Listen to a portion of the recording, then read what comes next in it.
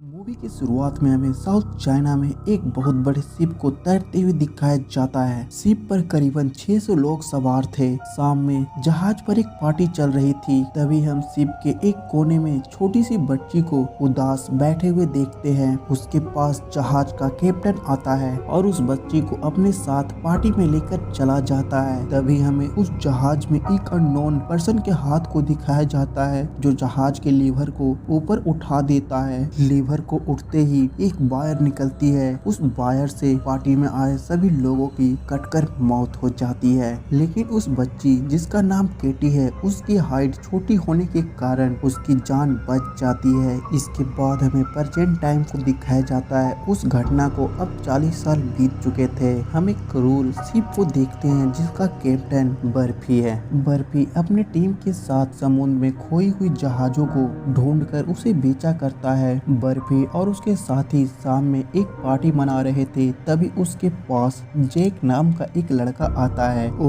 उन सबको एक बहुत बड़ी शिप एंटोनियो गरेजा का फोटो दिखाता है। जैक उन सबको बताता है यह शिप 40 साल पहले खो गई थी, जो कि मैं वेदर साइंटिस्ट हूँ, तो मैंने इस शिप को समुद्र में देखा है। अगर हम सब मिलकर इस शिप को लाकर बेचेंगे तो हम सभी माला माल हो जाएंगे। बर्फी शुरुआत में तो मना करता है, लेकिन अपने टीम के कहने पर वह मान जाता है। खैर, इसके बाद शाम में सभी उस शिप को ढूंढने के लिए निकल जाते हैं। रात में शिप को चलाते वक्त बीसल को कुछ भी साफ साफ नहीं दिख रहा था। तभी अचानक से बीसल को सिग्नल में कुछ दिखता है। वो जल्दी से बर्फी को अपने पास बुलाता है। ये लोग कुछ समझ पाते तभी इनके सामने एक बहुत बड़ी शिप आ जाती है। बीसल किसी तरह से अपने बोट को कंट्रोल कर लेता है। गिरगिट और जैक उस बोट पर रुकते हैं और बाकी लोग बर्फी के साथ उस बड़े से शिप में जाते हैं। दरअसल यह वही शिप है जो 40 साल पहले साउथ चाइना सी में खो गई थी, लेकिन अभी भी कुछ कैप्टन को लगता है कि वह शिप वापस आएगी। शिप के अंदर जाने पर इन्हें एक बड़ी सी घड़ी दिखती है जो अभी भी चल रही थी, लेकिन जैसे ही बर्फी का एक आदमी उसे टच करता है तो अचानक से रुक जाती है और जोर जोर से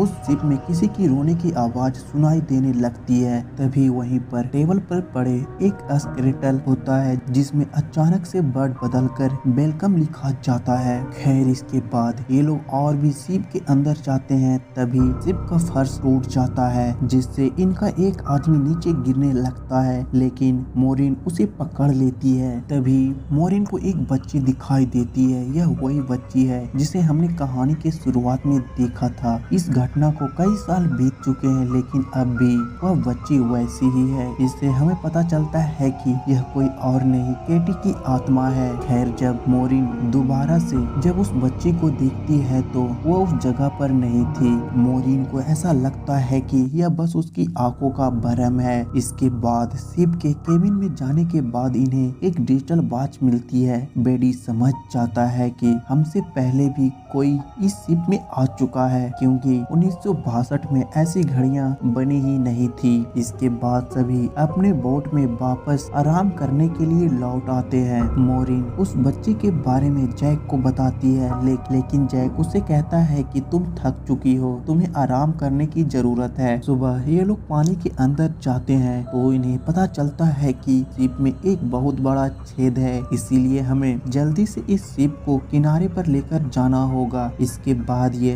दोबारा से शिप के अंदर जाते हैं। शिप के अंदर मोरिन को एक स्विमिंग पूल दिखता है। वह उसके अंदर जाती है। उस स्विमिंग पूल के दीवारों पर गोलियों के निशान थे, तो मोरिन जल्दी से उस स्विमिंग पूल से बाहर आने लगती है। तभी उसके सामने केटी की आत्मा आ जाती है, जिसे देखकर मोरिन डरकर उस स्विमिंग पूल में गिर जाती है। उसके सिर में चोट लगता है और उसके सिर से खून निकलने लगती है, लेकिन उसका खून वो एक छेद रोकता जा रहा था। कुछ देर के बाद उस जगह पर जैक आ जाता है। मोरिन वह स्विमिंग पूल से बाहर निकाल लेता है। तभी हम देखते हैं स्विमिंग पूल के उन छेदों से खून निकलने लगती है और देखते ही देखते पूरा स्विमिंग पूल खून से भर जाता है। खैर, मोरिन उस जगह से बाहर निकलने के लिए एक टनल के ढक्कन को खोलती है। ढक्कन खुलते ही उस टनल से पानी और कई सारे डेथ बॉडी निकलने लगते हैं। वे दोनों जल्दी से उस जगह से बाहर निकलते हैं। तभी मोरिन को कचरे से कुछ हलचल सी सुनाई देती है, जैसे कि उस कचरे में कोई हो।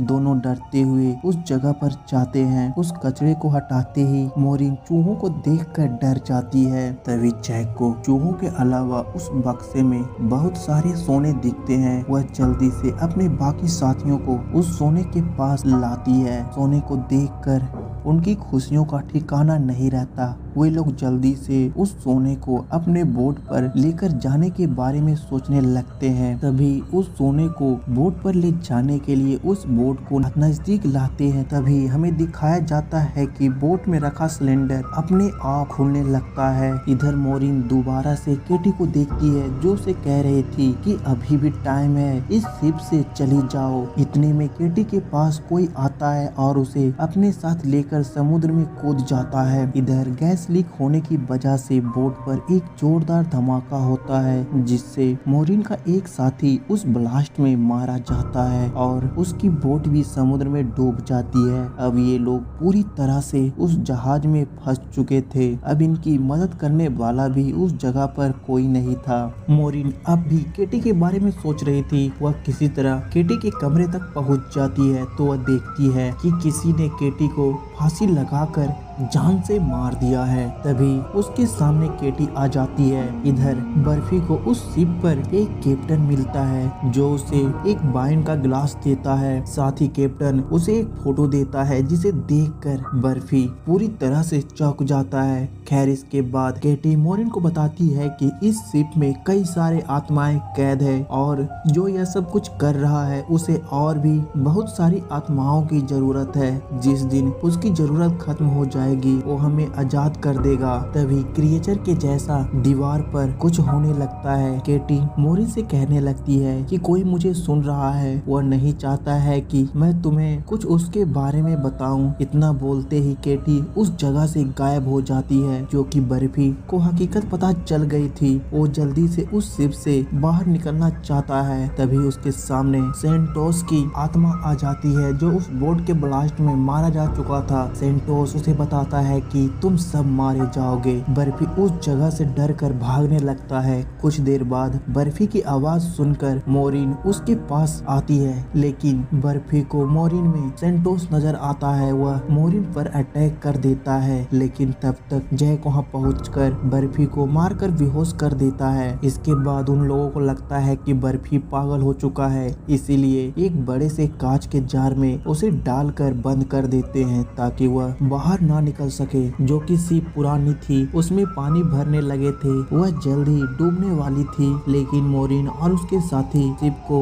रिपेयर करके उसमें भरे पानी को बाहर निकालने लगते हैं। तभी मोरिन का एक साथी उसे नहीं मिल रहा था। मोरिन उसे शिप में ढूंढने लगती है तो उसे पता चलता है कि किसी ने उसे ऊपर से धक्का देकर जान से मार दिया है। तभी केटी मोरिन के पास आती है, जिससे मोरिन को 40 साल पहले जो उस शिप में घटा था वह सारी विजन आने लगती है कि किस तरह उस शिप के लोग एक एक करके मारे गए थे। सबको अलग अलग तरीके से मारा गया था।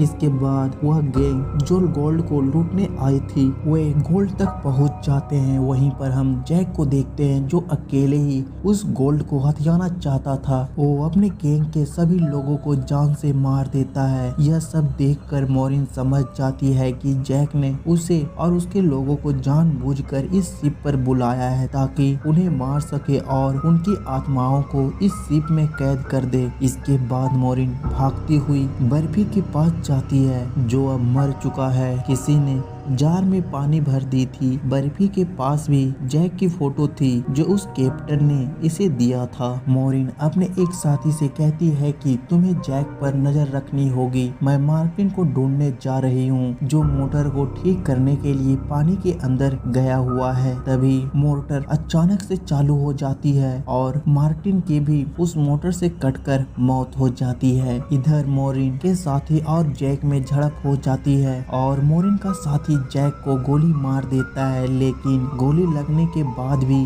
जैक मरा नहीं था। दरअसल उसकी भी मौत 40 साल पहले शिप में हो चुकी है, लेकिन उसकी मौत किस तरह हुई इस मूवी में नहीं दिखाया गया है। जो मोरिन के साथ था वह बस जैक की आत्मा थी। जैक लोगों को लालच देकर शिप में लाता और उन्हें मार दिया करता था। उधर दूसरी तरफ मोरिन पूरी शिप में बम लगा देती है ताकि इस शिप को ब्लास्ट कर सके। वहीं मोरिन का साथी उसके पास आता है और उसे ऐसा करने से रोकने लगता है। वो उसे कहने लगता है कि हम इस गोल्ड को लेकर यहाँ से कहीं दूर चले जाएंगे और अपनी जिंदगी खुशी से जिएंगे। मोरिन उसकी बातों से समझ जाती है कि यह जैक है और उसने उसके साथी को भी मार दिया है। इसके बाद जैक अपने असली रूप में आ जाता है। मोरिन उस बम के बदम को दबाने ही वाली थी, तभी उसके सिर से एक बड़ा सा लोहे का पंप आकर टकराता है, जिससे रिमोट उसके हाथ से छूट जाती है और मोरिन पानी में जा गिरती है। मौका पाकर जैक उसे पानी में डुबोकर मारने लगता है, लेकिन मोरिन उसे जख्मी कर देती है और जल्दी से एक रोक की मदद से रिमोट के बटन को दबा देती है, जिससे शिप में एक जोरदार ब्लास्ट होता है और पूरा शिप बर्बाद हो जाता है। पर मोरिन उस शिप में ही फंस चुकी थी। तभी केटी की आत्मा उसके पास आती है और उसे ऊपर जाने का रास्ता बता देती है और मोरिन की जान बच जाती है। तभी हमें एक अजीब सा सीन दिखाया जाता है कि उस शिप से सभी आत्मा अब आजाद हो चुकी है, जिसमें केटी की भी आत्मा थी। खैर इसके बाद सुबह मोरिन के पास एक शिप आती है और उसे अपने साथ किनारे तक लेकर चली जाती है। तभी वह देखती है कि जैक अभी भी जिंदा है और उसके पास वह गोल्ड भी है, जो अब दूसरे शिप में रखा जा रहा है ताकि उस शिप के लोगों को भी गोल्ड की लालच में लाकर आपस में लड़ा कर मार सके, ताकि जैक उनकी आत्माओं को भी उस शिप में कैद करके बंदी बनाकर रख सके। मोरिन उस शिप को काफी रोकने की कोशिश करती है और इसी तरह यह कहानी समाप्त हो जाती है।